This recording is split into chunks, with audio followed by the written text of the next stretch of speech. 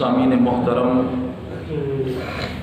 ایک نمازی جب اللہ کے دربار میں حاضری دیتا ہے، تکبیر تحریمہ کے ساتھ وہ نماز کے اندر داخل ہوتا ہے، پھر اللہ کی ثناگوئیاں، پھر تعوذ، پھر تسمیہ، پھر سورہ فاتحہ، اس میں اللہ کی تعریفیں، پھر اللہ کے ساتھ وعدے، پھر اللہ سے دعائیں، پھر اس کے ساتھ قرات کا ملانا، پھر تکبیر تحریمہ کے ساتھ وہ رکوع میں جاتا ہے، پھر وہاں وہ اللہ کی عظمتوں کو بیان کرتا ہے، سبحان ربی العظیم، پھر وہ ایک جملے کے ساتھ اوپر کھڑا ہوتا ہے۔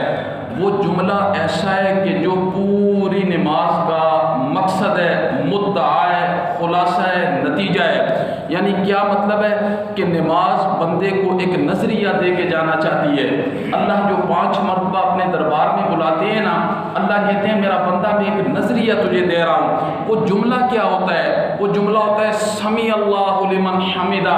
اللہ بتا رہے ہوتے ہیں بندہ میں نے تیری آواز، تیری تعریف سن لی ہے، جبکہ اس نے تکبیر تحریمہ آہستہ آواز سے کہی ہے، پھر ثناگوئیاں آہستہ آواز سے، پھر تعوذ، پھر تسمیہ، پھر سورہ فاتحہ، پھر قرات، یہ ساری چیزیں نمازی بڑے آہستہ آواز سے پڑھتا ہے، یہاں تک کہ ساتھ والے بندے کو بھی آواز نہیں جاتی ہے۔ پھر جب بندہ کہتا ہے نا سمیع اللہ لمن حمدہ، تو اللہ کی طرف سے جواب آتا ہے میرا بندہ یہی تو وہ چیز ہے جس کے لیے میں نے تجھے نماز کا حکم دیا تھا، کہ میں نے تیری تعریف، جو تو نے میری تعریف کی ہے نا، میں نے تیری تعریف کو سن لیا ہے۔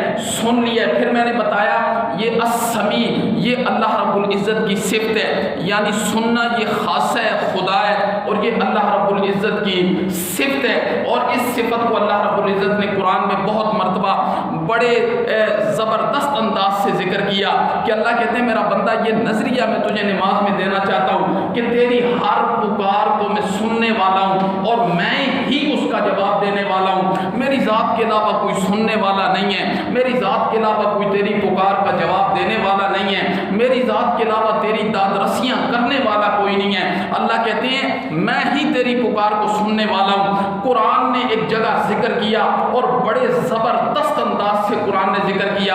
آپ نے اپنے گھروں میں جانا ہے، اور 28واں پارہ جہاں سے اس کی ابتدا ہوتی ہے، آپ نے وہ پڑھنا ہے قد سمع اللہ قول التی تجادلک فی زوجہا وتشتکی الی اللہ۔ یہ سورہ مجادلہ، اس کا نام ہے سورہ مجادلہ۔ مجادلہ جدال، کیا مطلب؟ یہ جھگڑے والی صورت ہے، جھگڑے والی صورت ہے۔ حضرت خولہ صحابیاں ہیں، ان ساری صحابیاں ہیں، بوڑھی ہو چکی ہیں، ان کی 4 بیٹیاں ہیں۔ ابھی آسمان سے وحی نازل ہو رہی ہے، لیکن مرد جو عورت کو طلاق دے دیتا ہے، یہ طلاق کے مسائل ابھی تک آسمان سے اترے نہیں تھے۔ شروع والا زمانہ تھا، جاہلیت کے زمانہ میں کوئی مرد اپنی بیوی کو یہ کہہ دیتا کہ تو مجھ پر میری ماں کی طرح ہے، اسے جدائی سمجھ لیا جاتا تھا، اسے طلاق سمجھ لیا جاتا تھا۔ حضرت خولہ کہتی ہیں میرے خامد نے بڑھاپے میں غصے میں آ کر مجھے یہ کہہ دیا کہ تو مجھ پر ایسے ہے جیسے میری ماں کی پشت ہے۔ جی اپنی 4 بچیوں کو لے کر نبی پاک صلی اللہ علیہ وسلم کے پاس آئیں۔ حضرت عائشہ فرماتی ہیں کہ میں نبی پاک کے سر کی مالش کر رہی تھی، حضرت خولہ آ گئی، اپنی 4 بچیوں کو لے کے آ گئی۔ اللہ کے پیغمبر میرے خامد نے مجھ سے زہار کر لیا ہے، اس نے مجھے کہہ دیا ہے تو مجھ پر میری ماں کی طرح ہے، میرے لیے کوئی راہ نکالیں، میرے لیے کوئی رستہ نکالیں، میری تو چھوٹی بچیاں ہیں، یہ بڑی چھوٹی معصوم بچیاں ہیں، اور میرا میکا بھی کوئی نہیں ہے، اور سر چھپانے کی جگہ بھی کوئی نہیں ہے، اللہ کے پیغمبر کوئی رستہ نکالیں۔ حضرت عائشہ کہتی ہے میں امام الانبیاء کی مالش کر رہی ہوں۔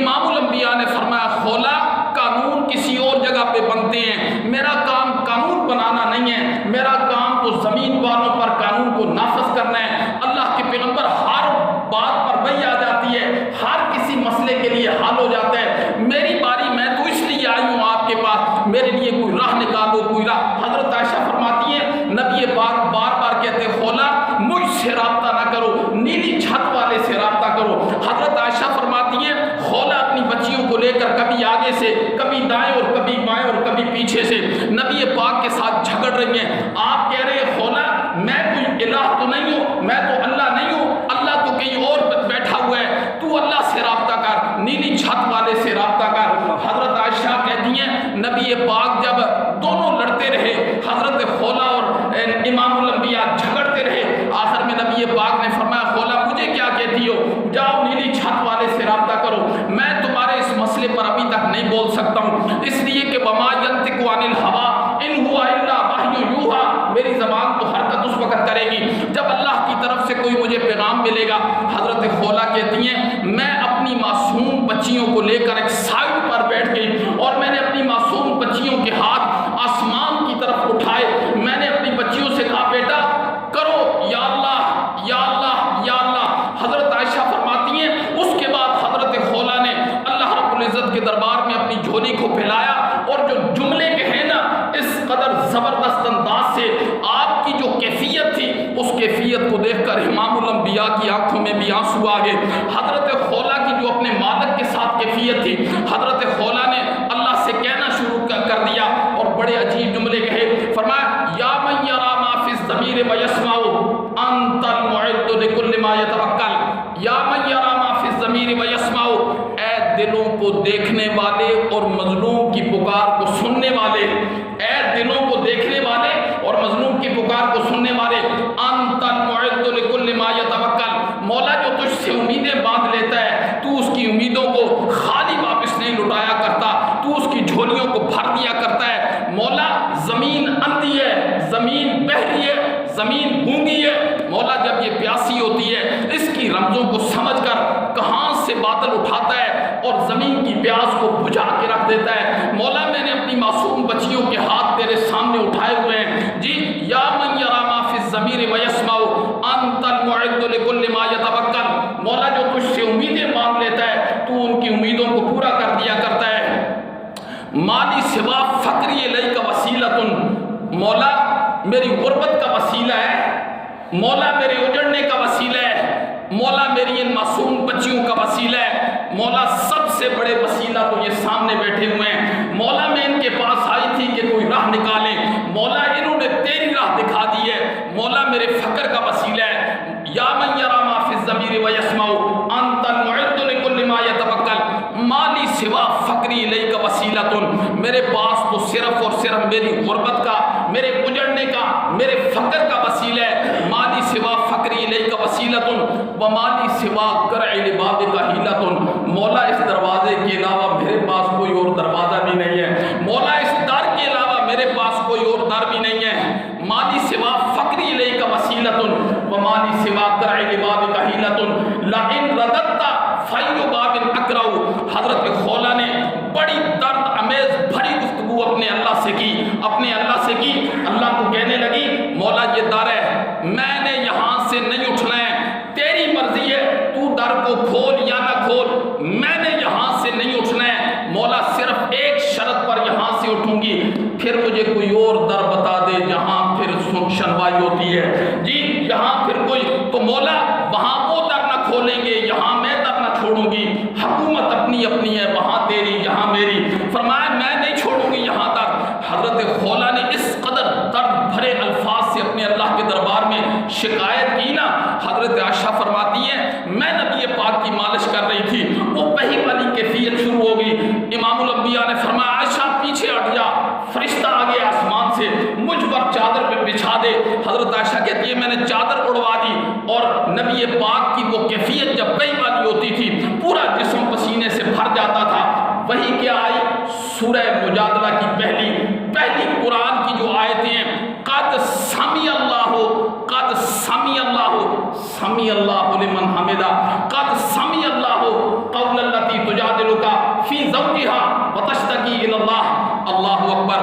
بڑے خوبصورت انداز سے یہ الفاظ قرآن نے ذکر کیے ہیں. دیکھیے ماضی پر جب قد آ جائے نا, عربی گرامر کے اعتبار سے ماضی پر جب قد آ جائے تو معنی قسم کا پیدا ہو جاتا ہے. اللہ کہتے ہیں مجھے میری عزت کی قسم ہے, مجھے میرے خالق ہونے کی قسم ہے, مجھے میرے مالک ہونے کی قسم ہے, مجھے عالم الغیب ہونے کی قسم ہے, مجھے محیی اور ممیت ہونے کی قسم ہے. قد سمی اللہ قول التی تجادلک فی زوجہا, ہم نے اس عورت کی بات کو بڑے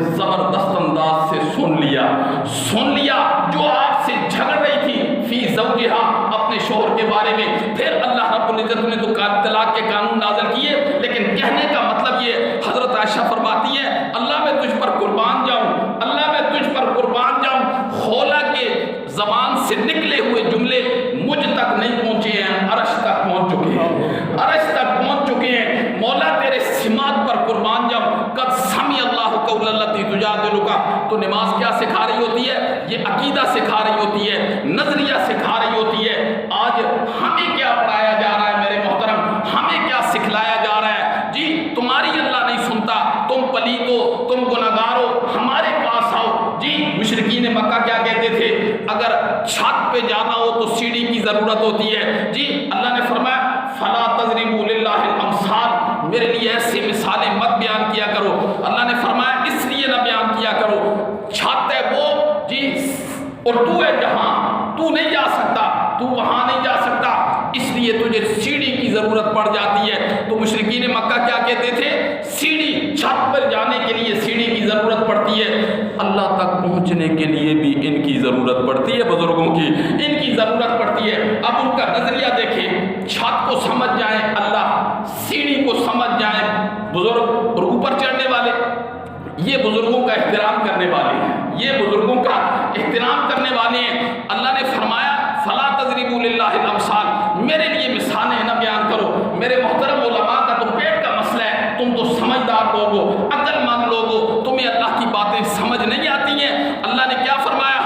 دیکھیے یہاں لوگ پھر مثالیں دیتے ہیں ڈپٹی کمشنر کی، بادشاہ کی، اس سے ملنا ہو تو کلرک سے ملنا پڑتا ہے، بادشاہ سے ملنا ہو تو نیچے والے طبقے سے ملنا پڑتا ہے. میں نے کہا ایک بندہ ڈپٹی کمشنر اپنے آفس کے باہر بڑے خوشگوار موڈ میں ایک سائل چلا گیا.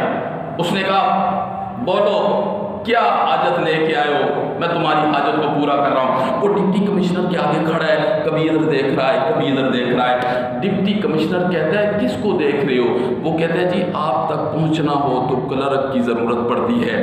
ڈپٹی کمشنر کہے گا تو نے میری آفر کی توہین کر دی ہے.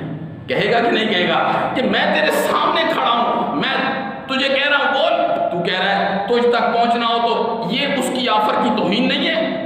اللہ نے کیا کہتا ہے؟ وقال ربکم ادعونی استجب لکم. تمہارا رب کہتا ہے استجب لکم، مجھے پکارو میں تمہاری پکار کا کیا دیتا ہوں؟ جواب دیتا ہوں. وقال ربکم ادعونی استجب لکم. آگے اللہ نے کیا فرمایا؟ ان الذین یستکبرون عن عبادتی سیدخلون جہنم داخرین. جو مجھے نہیں نہ پکارتے، میرے علاوہ اوروں کو پکارتے ہیں، میں انہیں ذلیل کر کے جہنم کے اندر داخل کروں گا، اس لیے کہ انہوں نے میری آفر کی توہین کی. پھر پوری مثال دیا کرنا. ڈپٹی کمشنر تو 4 بجے دفتر بند کر دیتا ہے، وہ تھک جاتا ہے، سو جاتا ہے، وہ اتوار والے دن چھٹی کرتا ہے، ہفتے والے دن چھٹی کرتا ہے. پھر اللہ کے بارے میں بھی یہ نظریات قائم کیا کرنا.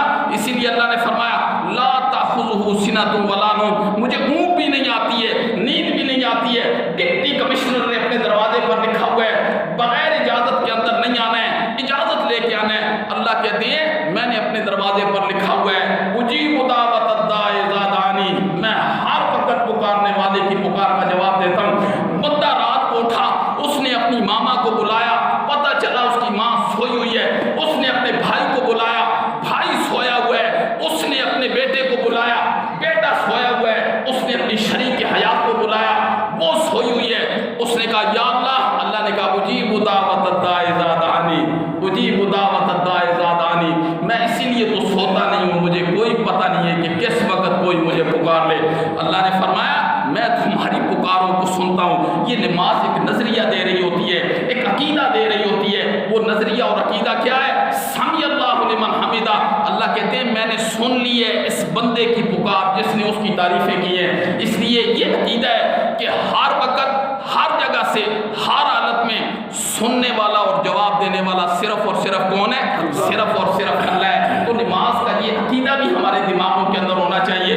یہی بات ہوتی ہے جنہیں نماز کا معنی نہیں آتا، ترجمہ نہیں آتا، تفسیر تشریح نہیں آتی، وہ صرف مسجد میں بھی ٹکرے مارتے ہیں، وہ غیر اللہ کے سامنے بھی ٹکرے مارتے ہیں. وہ کبھی اللہ کی عبادت بھی کر لیا کرتے ہیں، کبھی غیر اللہ کی عبادت بھی کر لیا کرتے ہیں. اللہ نے فرمایا لا الہ ہؤلاء ولا الہ ہؤلاء، یہ نہ ادھر کے ہیں نہ ادھر کے ہیں، نہ ادھر کے رہے نہ ادھر کے رہے، نہ خدا ملا نہ وصال صنم. اللہم انت السلام و منک السلام تبارک یا ذا الجلال والاکرام برحمتک. جزاک اللہ خیر.